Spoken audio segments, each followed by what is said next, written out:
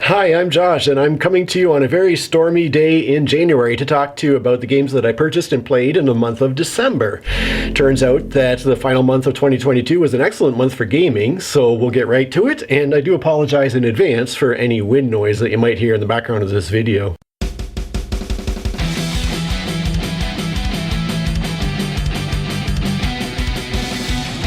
I'm going to start off by talking about a new acquisition and then a couple of the games that my kids played before I begin the countdown of games that I played with adult gaming opponents, and I will go in order from my lowest ranked game to my highest ranked game of the month. So the new acquisition came about from one of my viewers who just out of the blue contacted me and PayPal'd me money in order to purchase Lands of Galzir. This wonderful person actually sent me enough money to get the full deluxe package with the card sleeves, the dice tray, and the gaming mat, and all this wonderful stuff.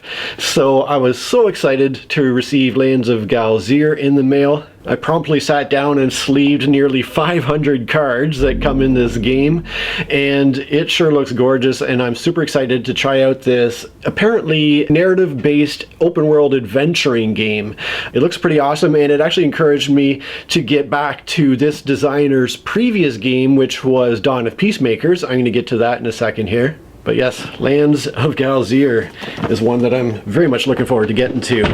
Now, in terms of games played with my kids, I'll just mention briefly that at a family get-together, my kids played Telestrations with some family members. At my previous get-together with these family members, I had introduced Telestrations to them and it had been generally very well received. So while I was off doing other things, my kids got to play Telestrations again, and this is a game that I rate 9 out of 10. It's a hilarious party game for a small to medium-sized group of people, but it is a ton of fun. And then in December, I found for my kids an used copy of Mechs vs. Minions, which is a game that came out a while back. But for some reason, I had been looking at it again recently and thought, oh, this would be a great game to pick up for my kids for Christmas. So, like I said, I found a used copy and was able to pick it up, and you should see this game. Prior to picking up Mechs vs. Minions, I think the most crazily produced game I ever purchased was the original Gloomhaven-based game, which is an enormous box, and it does outweigh Mechs vs. Minions just because the sheer amount of cardboard and paper and cards that's in that box. But Mechs vs. Minions, I think, even outdoes Gloomhaven for the overall production value, just with all the plastic minis and the huge, incredible components. In fact, let me just take you down to the floor for a second to open up the box and show you what's inside this ridiculous box of gaming goodness. A little warning though, there might be some mild spoilers because it is a campaign game, and as you play through the campaign, various components are unlocked and revealed. So if you want to completely avoid spoilers, maybe just skip this part. But for everybody else who's interested in seeing what's in this thing, let me take you down and show you for a second. First of all, we've got a very big, heavy box here.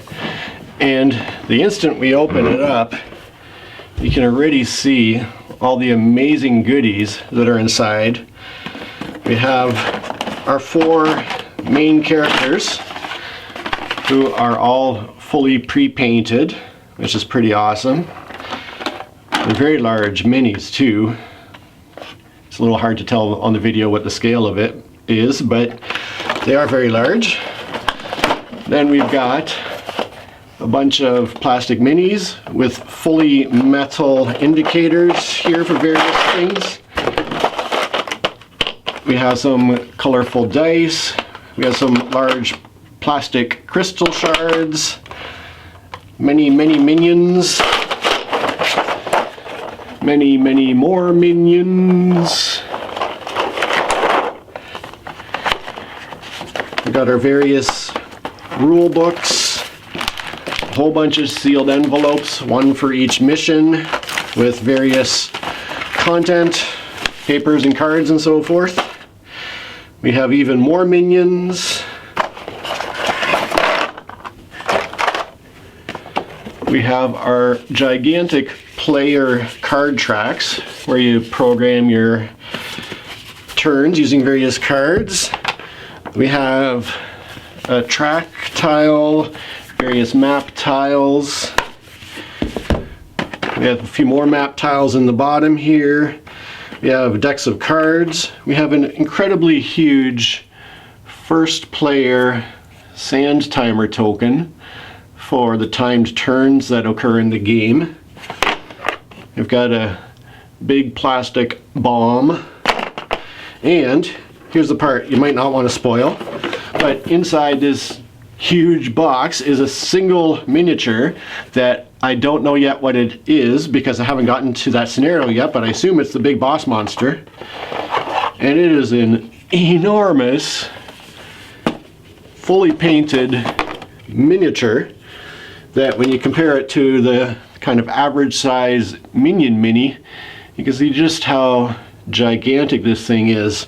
So the components in this box are just absolutely amazingly outrageous. So yeah, that's Mechs vs. Minions, and I got it for a relative steal because when it was first released it was already priced ridiculously low, and so when I got it on the used market I got it for a great price. And we actually played through the tutorial scenario, so we haven't jumped into the campaign yet. We just played the tutorial to give us an idea of how the basics of the game work. Essentially, it's a programming game where all players draft cards cooperatively. It's a cooperative game, and we place the cards into a kind of programming row, and then each turn the cards will be activated in order. You can upgrade your action slots, but you can't really spend much time changing things around in the order, so your mech is going to be doing relatively the same thing every turn.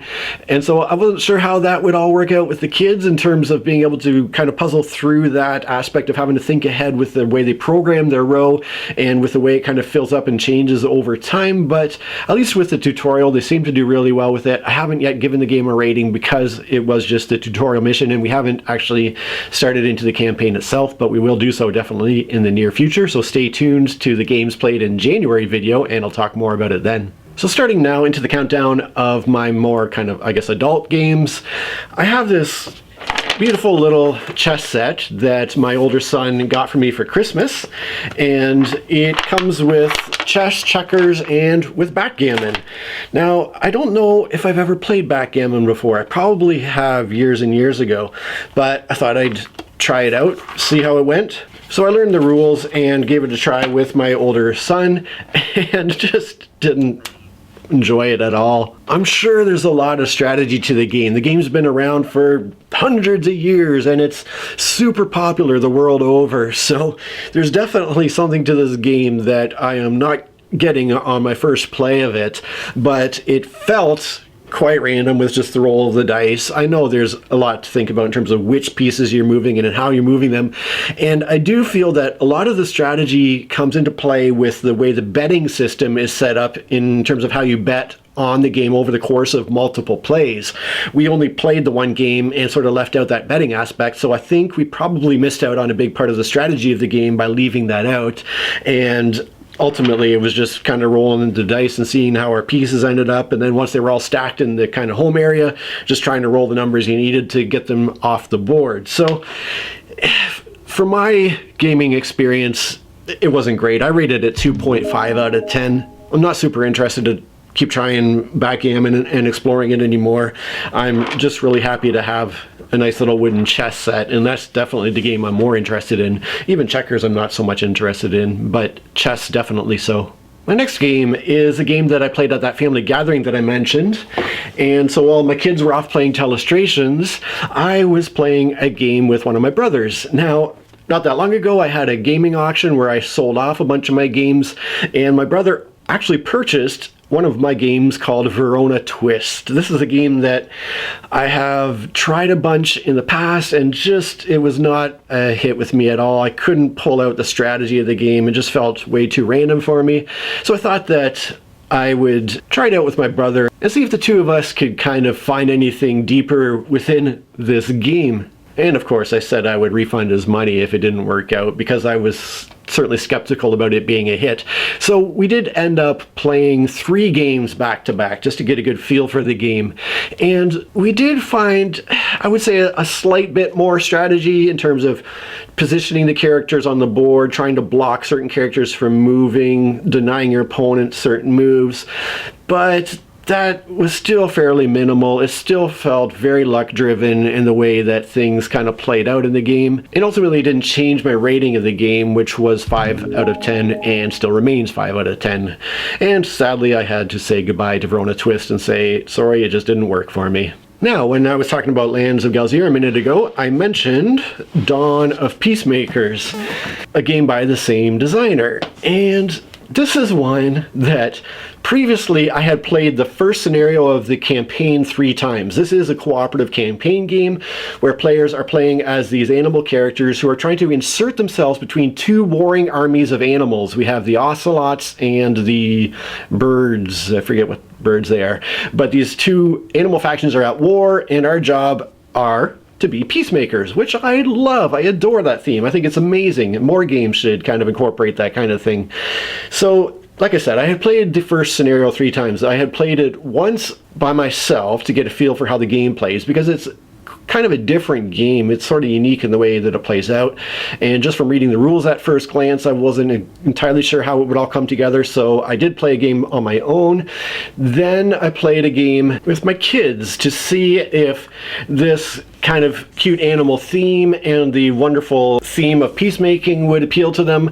And ultimately what they found was that the game was okay, but the gameplay itself wasn't overly compelling. It just didn't draw them in enough to request further plays to continue in the campaign. Now, prior to playing with them, I had taken the time to paint up the 4 main characters here, as well as apply a coat of monochromatic paint on all the animal minis just to bring out the details of them a bit further. So I was really hoping that, having spent all the time to beautify the game, that it would be a hit with them and we could continue playing with it. But like I said, it just didn't really strike their fancy as much as other games have. As I'm sitting here trying to think, I can't for the life of me remember who I played the third game. Oh yes, I remember now.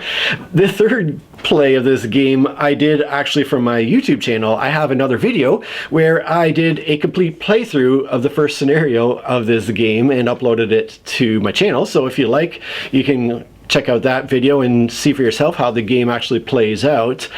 But because I had painted the minis, because I was so enamored with the theme, I really wanted to try it with my main gaming partner, Paul. So we did pull it out and we did play through, once again, the first scenario. Now my 4th play of the first scenario. We got through that and won it, and immediately then opened up and set up and played through scenario number 2, just to get a feel for, well, how much more content would the game be adding? Because again, the gameplay itself just was not super compelling for the 2 of us, and I think we were both hoping that by unlocking another scenario, we would unlock more gaming content, and that would provide a more deep and rich gaming experience. Unfortunately, though, my friend just kind of thought the game was good, and Paul gave it a rating of 6.5 out of 10. I'm sticking with my rating of 7 out of 10, and I admit that a lot of that has to do with the effort I put into painting figures and with my love of the theme of the game. I do admit that the gameplay itself, which kind of just comes around to playing cards to do actions on the board, it's sort of limiting in kind of your agency in the game. It feels like that a lot of the game is happening without a lot of control over it on the part of the players. Now, that happens because the opponents, the 2 warring factions of animals that we are stepping between as peacemakers, their turns are determined by an AI, essentially, that happens through card play. So cards are turned up, which reveal exactly which of the characters are acting for the turn and how exactly they're acting on both sides of the conflict.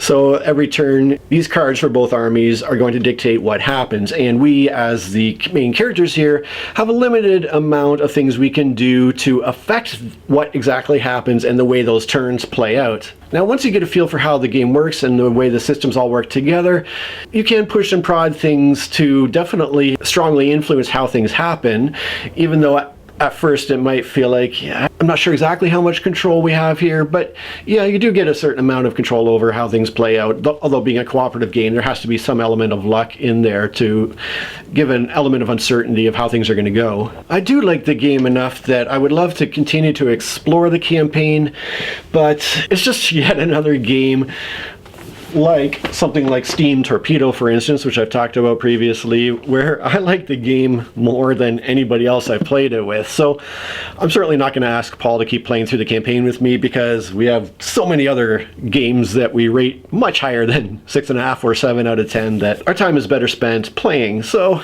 I'm very sad to say that I don't think Dawn of Peacemakers is going to get any more time on my gaming table. I think ultimately I'll end up selling it off and hoping that somebody is willing to give me enough money to compensate all the time I spent painting the figures, although I'll never get the amount of money compensated for the amount of time it takes to actually do that. But you know what I'm saying. I'm hoping I can actually get a few dollars for the time I spent. Next up, we're back to my chessboard, because funnily enough, my older boy, who is about to turn 13 years old, has been just really getting into chess. He and a couple of his friends have kind of gone bonkers for chess. They've been watching chess YouTubers and playing chess online on chess.com and just really getting into the game, which I would never have expected, but I think is pretty darn cool. So my older boy and I played a game of chess on New Year's Eve. His skill level is obviously improving. It's only a matter of time before he can beat his daddy, I'm sure. And it's a great game. I rate it 7 out of 10. I'm sure you don't need me to tell you much more about chess. I just need to interrupt this video for a quick second to give you the amazingly wonderful news that while I was editing the video, a new Patreon supporter signed on to support me. This very generous supporter did not sign in at the lowest Patreon level, nor did they sign in at the second lowest, but they actually jumped in right at a higher tier support level. So I want to just send a huge thank you to King Booty for signing on to support me. With my current financial situation being what it is, this makes a genuine difference in my life, and I am so grateful. And as always, I am also so thankful to all my other Patreon supporters, especially my other higher tier supporters, Abe O and Joanna, and most of all to my highest tier supporter, Asmondas Perfect. The generosity shown by all of you is just so touching and so meaningful to me, and I just can't thank you enough. So let's get back to the games here. Next up is another game that came about from our gaming auction. So my friend Paul had auctioned off his copy of Keyflower, and my same brother that purchased Verona Twist also picked up his copy of Keyflower.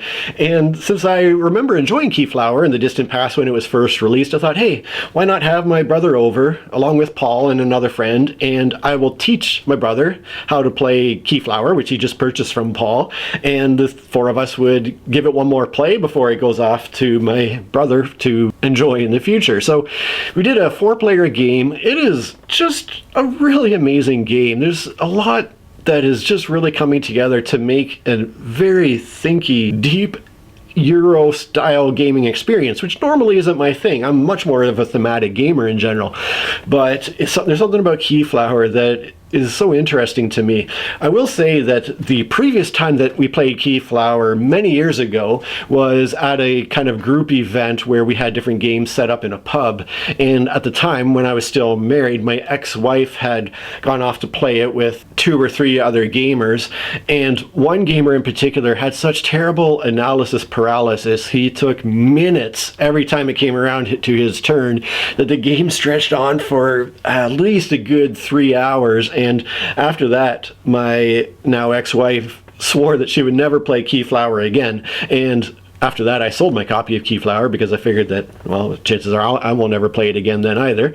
And so I was a little bit leery. I kind of warned my opponents that if you're not careful and if you spend too long considering this vast decision tree that the game presents you with, this game can drag. So just don't worry too much about making mistakes. They'll happen. Just try to enjoy yourself and keep the game moving. Because it is one of those games that the amount of information that it puts in front of you at the start of the game, it's not too bad, but by the fall and winter seasons of this 4-season game, just it exponentially explodes, especially with the more players you have, because everything that each individual player is doing around the table has to be watched very closely by everybody else, because the game allows you to make use of the infrastructure that the other players are building in their own play area.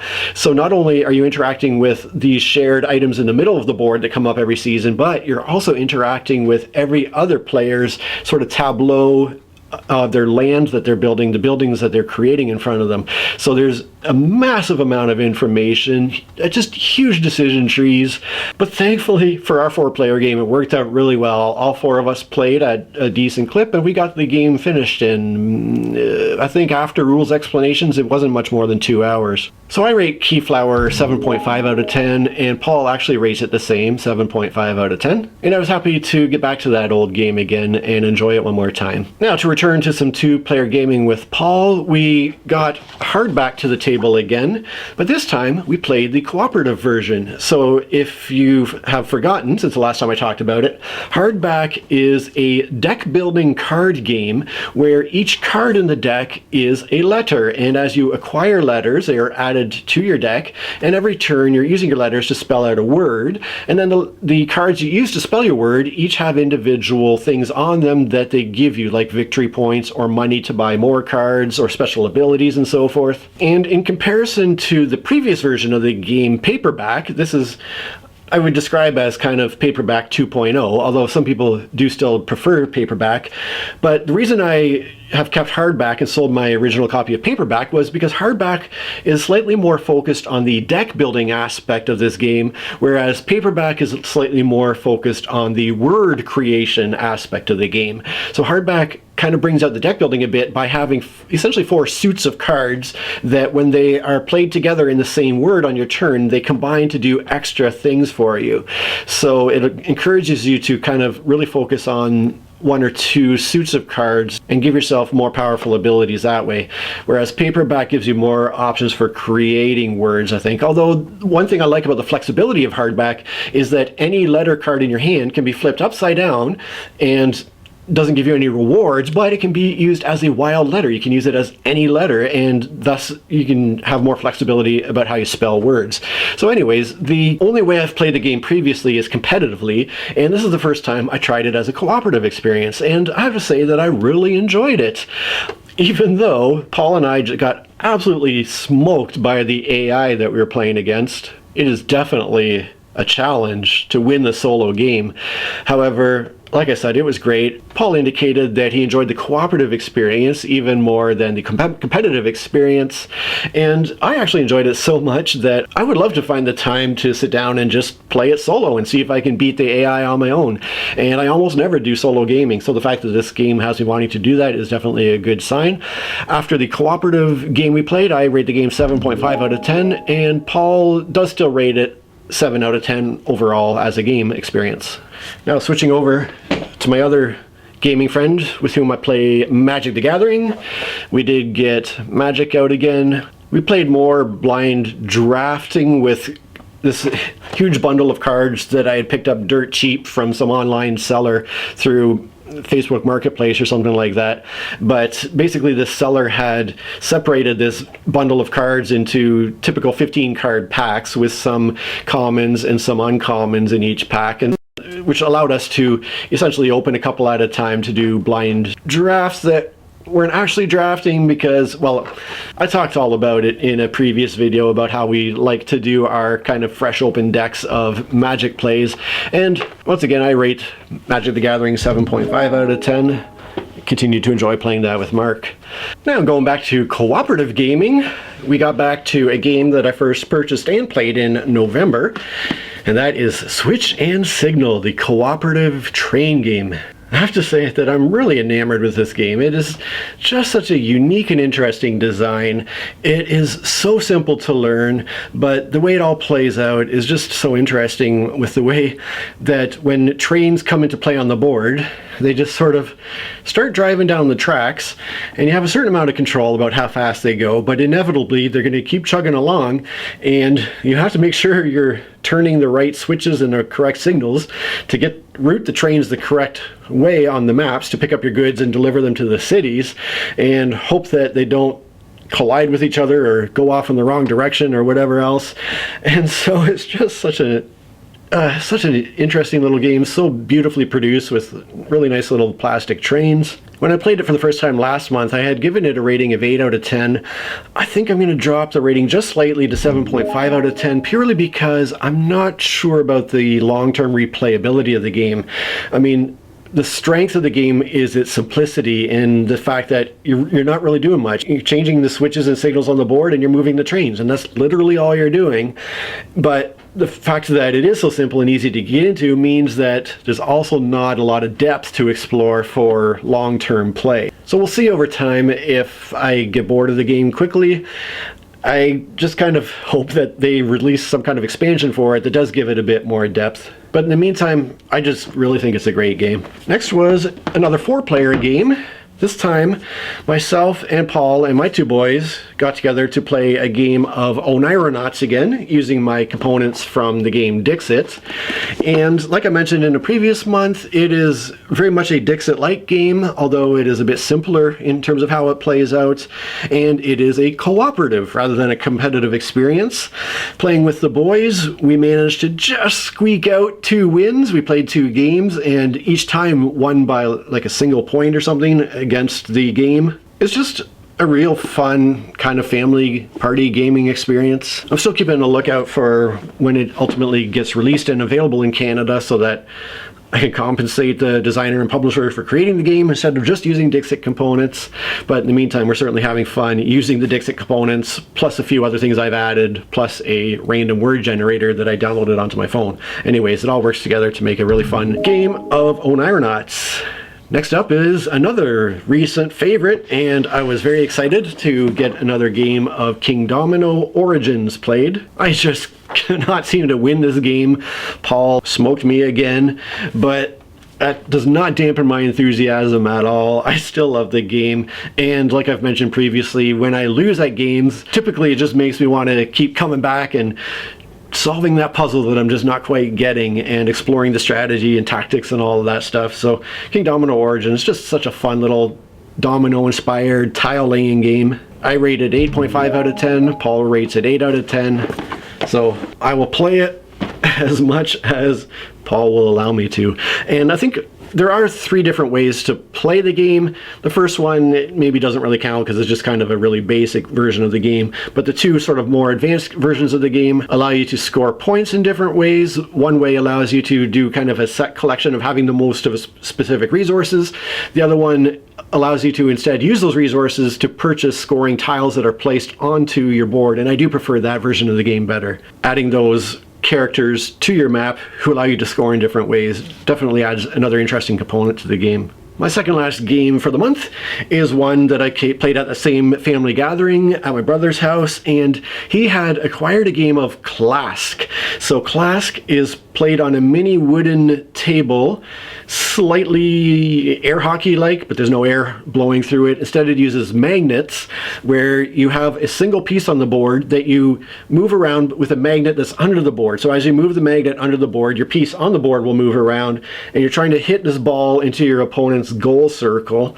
And there are a couple of little obstacles on the board that might become magnetically attached to your piece, and you will lose a point if more than one of them ends up attaching themselves. So there's kind of obstacles to work around as you're trying to hit the ball into your opponent's goal. And it's just pure fun. It's a 9 out of 10 for me. It's just a simple dexterity game that you can learn in a minute and play for hours and have a ton of fun with. I'm not sure how many times I ended up playing with it, but I really enjoyed it a lot. I played it with my older boy and with my brother and with a couple of my nieces and nephews too, so it was just a real fun experience. And then finally, another game that you have become very familiar with over the past couple months if you've been watching my videos, and that is Planet Unknown. The same day that I had my brother and Paul and another friend over to do our 4-player game of Keyflower, I had a couple other games out that they could choose from to play after Keyflower was finished, and Planet Unknown is what was chosen. And so for the first time, I got to play a game of Planet Unknown that was more than 2 players. So we had a 4-player game, obviously. Now, because Paul and I had played it a bunch as a 2-player game, he and I used kind of the more advanced asymmetrical corporations, while my brother and his friend stuck with the basic ones. And that worked out pretty well, although Paul and I both ended up losing to the 2 basic corporations, because even though it was their first time playing, both my brother and his friend are very experienced and extremely smart gamers. So as far as the comparison between the 2-player and the 4-player experience, there are advantages with 4-player in that instead of just goal cards that you're competing with one other opponent for, you actually have a goal card between each pair of players at the table, so that I'm competing for one goal with the player to my left and with a different goal with my player to the right. So that part of it is a little more interesting with 4 players. Beyond that, there's not a lot to differentiate it. Technically, the gameplay experience shouldn't be too much longer with 4 players, because the main bulk of the game is meant to be played simultaneously, so that basically after the person rotates the Lazy Susan to select tiles, everybody is going to simultaneously choose a tile, and everybody will simultaneously play the tile onto their planet board and then move their appropriate technology tracks according to whichever tile they've picked up. And then we go on and we rotate the Lazy Susan again, select our tiles, and keep playing simultaneously in that manner. Now, that is unfortunately a big pet peeve of mine. I really don't like games that encourage you to play simultaneously, because I like to personally be engaged in what other players are doing around the table while I'm gaming. I like to follow along with the tactics and strategies that they're using, and at the end of the game, I like to know how a player has managed to win against me, or how they've managed to accumulate their points. Instead, when you're playing simultaneously, you get to the end of the game, you tally up your points, you go, oh, this person has the most points. And I have no idea quite how they managed to do that, because I've just been playing my own game in front of me. I don't really love that way of playing games. When I play with 2 players, I basically request of Paul that we take it in turns to choose a tile, place it on our board, and advance our technologies, so that we can watch each other turns, and I can sort of be involved with how Paul is playing his game as well as my own turns. That also helps with these specific goal cards. It helps you kind of keep track of how you're doing with the goals you're trying to achieve. But like I said, one of my big pet peeves is this concept of multiplayer solitaire, where everyone just has their head down doing their own thing, and then you kind of see how it all works out at the end. For me, that's not what board gaming is about. Board gaming is about just interacting with the people around the table and enjoying the experience together and creating some kind of shared narrative on the table together, instead of just kind of each doing our own separate things. So because of all that, I think I really prefer playing Planet Unknown with just 2 players. Because if we did it in the way that I like to play, with each player taking their own individual turn, it would end up being quite a long game with 4 people. So that was my very successful month of gaming for December. Did you manage to get any gaming over the holidays? Did you receive any new games for the holidays that you're excited to try out? Please do tell me all about it in the comments below. I'm very interested in hearing about your gaming. Thanks so much for watching. The preceding video has been brought to you free of charge by me, Josh. The only thing I ask in return is that you could do one of the following: give me a thumb up, push the subscribe button, or share the link to this video with somebody who you think would enjoy it. Cheers.